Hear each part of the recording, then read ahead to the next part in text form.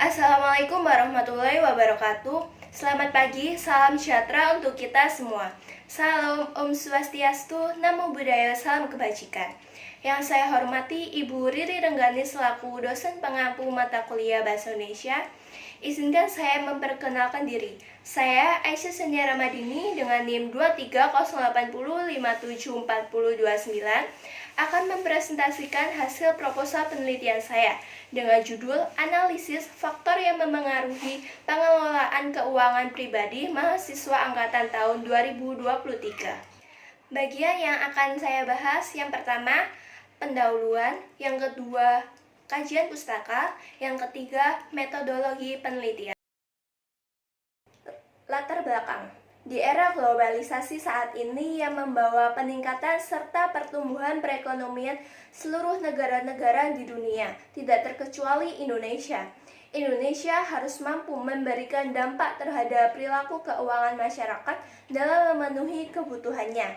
Individu harus dapat mengelola keuangannya secara cermat agar menghasilkan keputusan yang tepat dan efisien dalam menggunakan ataupun alokasi dana yang dimilikinya. Namun faktanya, hampir sebagian masyarakat Indonesia yang belum memiliki pemahaman dan konsep terhadap perencanaan dan pengelolaan keuangan yang benar dan baik, terutama generasi muda saat ini yang ingin selalu mengikuti perkembangan zaman. Kurangnya pengetahuan masyarakat terhadap perencanaan dan pengelolaan keuangan khususnya pada generasi muda, mengakibatkan generasi muda akan rentan terserang penyakit konsumerisme, hedonisme, dan individualisme yang mementingkan kepuasan sesaat dan akan menyebabkan kerugian berkepanjangan. Tahun 2023 menjadi momen penting bagi mahasiswa yang baru memasuki dunia perkuliahan. Ketika memasuki dunia perkuliahan, mereka ada di kondisi peralihan terhadap ketergantungan dari orang tua menuju ke kemandirian finansial, sehingga banyak mahasiswa yang belum mampu memahami konsep pengelolaan keuangan pribadi secara baik. Rumusan masalah yang pertama, bagaimana perilaku mahasiswa angkatan tahun 2023 dalam mengelola keuangan pribadi yang dimiliki. Yang kedua, apa saja faktor yang memengaruhi keputusan pengelolaan keuangan pribadi mahasiswa angkatan tahun 2023. Yang ketiga, bagaimana pengaruh teman sebaya terhadap pengelolaan keuangan pribadi mahasiswa angkatan tahun 2023. Yang keempat, bagaimana penggunaan teknologi keuangan dapat memengaruhi pengelolaan keuangan pribadi mahasiswa angkatan tahun 2023. Yang kelima, bagaimana pengaruh e-commerce terhadap pengelolaan keuangan pribadi mahasiswa angkatan tahun 2023. Tujuan penelitian yang pertama, untuk mengetahui perilaku mahasiswa angkatan tahun 2023 dalam mengelola keuangan pribadi yang dimiliki. Yang kedua, untuk mengetahui faktor yang memengaruhi keputusan pengelolaan keuangan pribadi mahasiswa angkatan tahun 2023. Yang ketiga, untuk mengetahui pengaruh teman sebaya terhadap pengelolaan keuangan pribadi mahasiswa angkatan tahun 2023. Yang keempat, untuk mengetahui penggunaan teknologi keuangan dapat memengaruhi pengelolaan keuangan pribadi mahasiswa angkatan tahun 2023. Yang kelima, untuk mengetahui pengaruh e-commerce terhadap pengelolaan keuangan pribadi mahasiswa angkatan tahun 2023. Selanjutnya, manfaat penelitian. Yang pertama ada manfaat teoritis. Pertama, penelitian ini diharapkan memberikan kontribusi berupa pemikiran dalam mengelola keuangan pribadi pada mahasiswa. Yang kedua, penelitian ini dapat digunakan untuk memperluas wawasan dan tambahan informasi mengenai berbagai faktor yang memengaruhi pengelolaan keuangan pribadi mahasiswa. Selanjutnya ada manfaat praktis. Yang pertama, bagi peneliti, penelitian ini dapat dijadikan menambah pengetahuan mengenai pengelolaan keuangan pribadi yang dapat mengaplikasikan ilmu yang sudah diperoleh selama perkuliahan. Yang kedua, bagi mahasiswa yang diteliti, Hasil penelitian ini dapat dijadikan sumber rujukan dan masukan bagi para mahasiswa dalam mengelola keuangan pribadinya.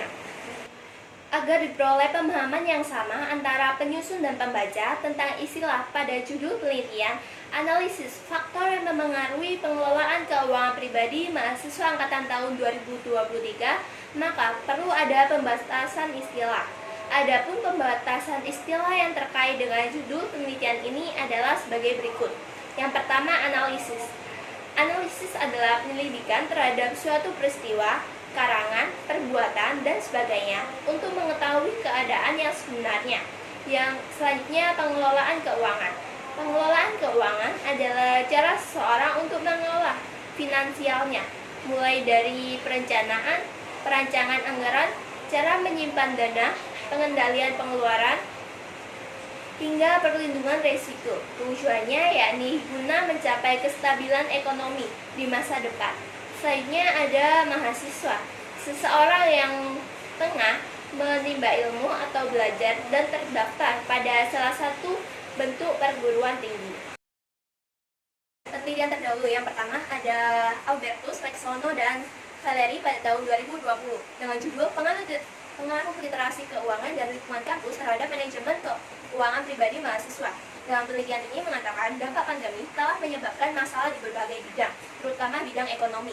Mahasiswa sebagai orang yang menempuh pendidikan seharusnya mampu dalam mengoptimalkan kemampuan untuk mengelola keuangan. Metode penelitian ini penelitian asosiatif yang merupakan penelitian kuantitatif. Teknik pengambilan sampel menggunakan accidental sampling yang berjumlah 116 orang dengan menggunakan kuesioner. Data didapat dan diolah dengan teknik analisis regresasi linear berganda. Hasil penelitian ini menunjukkan bahwa literasi keuangan berpengaruh terhadap manajemen keuangan pribadi mahasiswa. Lingkungan kampus berpengaruh terhadap manajemen keuangan pribadi mahasiswa. Literasi keuangan dan lingkungan kampus berpengaruh terhadap manajemen keuangan pribadi mahasiswa. Penelitian kedua dilakukan oleh Dewi Gama Astipi pada tahun 2021 dengan judul Pengaruh Literasi Keuangan, Gaya Hidup Hedonisme dan Pendapatan terhadap Pengelolaan Keuangan Mahasiswa UNMAS. Dalam penelitian ini mengatakan generasi muda yang sedang sibuk dengan kegiatan dunia gemerlap kota memicu timbulnya perilaku konsumtif dan terjadi kegagalan pengelolaan keuangan pada generasi muda. Oleh karena itu, literasi keuangan sangat berperan penting dalam mengelola keuangan mahasiswa. Metode dalam penelitian ini dengan menggunakan teknik sampling jenuh dan teknik analisis data yang digunakan yaitu analisis regresasi linear berganda. Hasil penelitian ini menunjukkan bahwa literasi keuangan, gaya hidup hedonisme, dan pendapatan berpengaruh positif dan signifikan terhadap pengelolaan keuangan mahasiswa UNMAS dan pasar. Penelitian selanjutnya yang dilakukan oleh Parmetasari, Alwi, dan Sunarti pada tahun 2018 dengan judul Pengaruh Kecerdasan Spiritual dan Gaya Hidup Hedonisme terhadap Manajemen Keuangan Pribadi Mahasiswa Perguruan Tinggi Negeri di Kota Makassar. Dalam penelitian ini mengatakan bahwa gaya hidup telah merasuki semua golongan, tak terkecuali mahasiswa. Tidak dapat dipungkiri lagi bahwa gaya hidup mahasiswa kini sangat berbeda dengan gaya hidup mahasiswa yang dulu.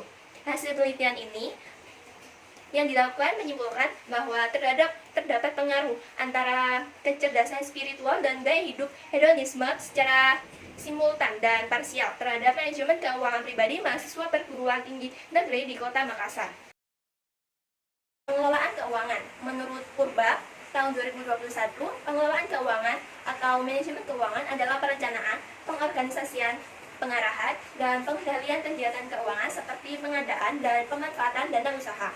Tujuan dari pengelolaan keuangan yaitu menurut Astuti 2019, tujuan pengelolaan keuangan pada dasarnya adalah untuk mengalokasikan tujuan yang telah ditetapkan.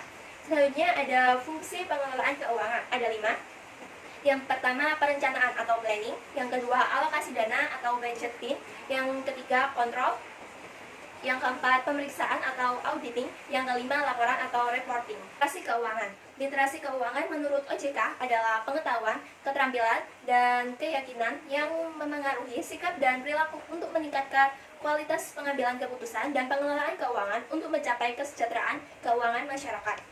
Selanjutnya ada tujuan. Yang pertama yaitu investasi jangka panjang, yang kedua yaitu meningkatkan jumlah pengguna produk dan layanan jasa keuangan. Selanjutnya ada manfaat. Manfaat yaitu memanfaatkan layanan jasa keuangan sesuai kebutuhan. Yang kedua, memiliki perencanaan keuangan dengan baik. Yang ketiga, bertanggung jawab pada keputusan keuangan. Dan yang keempat, terhindar dari investasi yang tidak jelas. Selanjutnya ada indikator literasi keuangan. Yang pertama yaitu financial knowledge, memiliki pengetahuan mengenai terminologi keuangan. Yang kedua yaitu financial attitude, ketertarikan atau minat dalam memperbaiki pengetahuan keuangan. Yang ketiga yaitu financial behavior, berorientasi untuk spending dan saving. Selanjutnya ada tingkat literasi keuangan, yaitu yang pertama ada well literate, memiliki pengetahuan tentang lembaga jasa keuangan serta produk jasa keuangan. Yang kedua yaitu sufficient literate, memiliki pengetahuan dan keyakinan tentang lembaga serta produk dan jasa keuangan. Yang ketiga yaitu less literate, hanya memiliki pengetahuan tentang lembaga jasa keuangan serta produk dan jasa keuangan. Yang keempat yaitu not literate, tidak memiliki pengetahuan dan keyakinan terhadap lembaga jasa keuangan serta produk dan jasa keuangan. Selanjutnya ada aspek literasi keuangan. Yang pertama yaitu pengetahuan. Seorang individu memiliki pengetahuan atau informasi yang memadai tentang lembaga jasa keuangan. Yang kedua yaitu keterampilan.